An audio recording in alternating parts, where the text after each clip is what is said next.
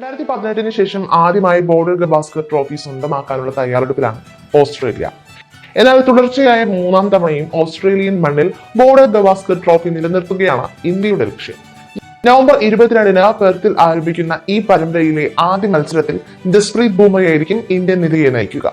December 6-ന് ആരംഭിക്കുന്ന രണ്ടാം test മുതലാകും Rohit Sharma Indian ടീമിനൊപ്പം ചേരുക.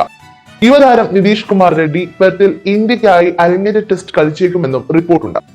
മാത്രമല്ല, മുഹമ്മദ് ഷമി കളിക്കളത്തിലേക്ക് തിരിച്ചെത്താനുള്ള സാധ്യതയും തെളിഞ്ഞു വരികയാണ്. എന്നാൽ പരമ്പരയിലെ ആദ്യ മത്സരത്തിൽ തിരിച്ചുവരവ് ഉണ്ടാകില്ല, മറിച്ച് രണ്ടാം മത്സരം മുതലായിരിക്കും താരം തിരിച്ചെത്തുന്നത്. കഴിഞ്ഞ ദിവസം അവസാനിച്ച മധ്യപ്രദേശിനെതിരെ രഞ്ജി ട്രോഫി മത്സരത്തിൽ 43.2 ഓവർ എറിഞ്ഞ് മുഹമ്മദ് ഷമി 7 വിക്കറ്റുകൾ വീഴ്ത്തിയിരുന്നു.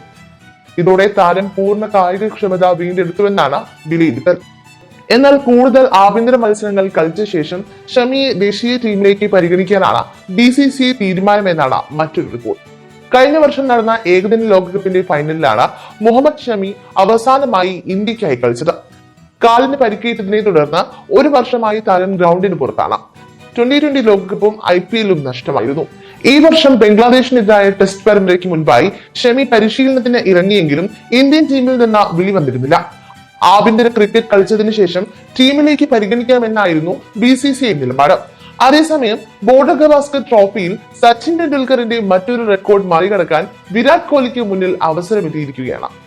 ഓസ്ട്രേലിയയിൽ എക്കാലത്തെയും വലിയ റൺവേട്ടക്കാരൻ എന്ന ഇന്ത്യൻ താരമാകാൻ കോഹ്ലിക്ക് ഇനി 458 റൺസ് കൂടി മതി. നിലവിൽ ഓസ്ട്രേലിയയിൽ 13 ടെസ്റ്റുകൾ കളിച്ച കോഹ്ലിക്ക് 1325 റൺസാണ് നേടാൻ കഴിഞ്ഞിട്ടുള്ളത്. 20 ടെസ്റ്റുകളിൽ നിന്ന് സച്ചിൻ 1809 റൺസ് നേടിയിട്ടുണ്ട്. അതിനിടെ സമീപകാലത്തെ കോഹ്ലിയുടെ മോശം ഫോമിലാണ് ആരാധകരുടെ ആശങ്ക. കഴിഞ്ഞ ബംഗ്ലാദേശ്, ന്യൂസിലാൻഡ് ടെസ്റ്റ് പരമ്പരകളിലെ 10 ഇന്നിംഗ്സുകളിലായി വിരാട് കോഹ്ലിക്ക് 192 റൺസ് മാത്രമാണ് നേടാനായത്. താരത്തിന്റെ മോശം ഫോമിൽ കടുത്ത വിമർശനമാണ് ഉയരുന്നത്.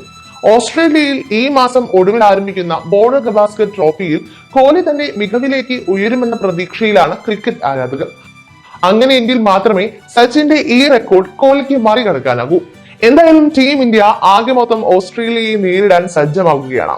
മാത്രവുമല്ല, ലോക ടെസ്റ്റ് ചാമ്പ്യൻഷിപ്പ് ഫൈനൽ പ്രവേശനത്തിനും ഓസ്ട്രേലിയക്കെതിരായ പരമ്പര ഇന്ത്യക്ക് നിർണായകമാണ്.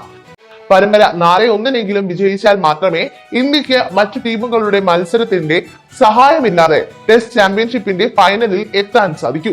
അപ്പോൾ ഇന്ത്യയുടെ വിജയ ശതമാനം 65.79 ഉയരും.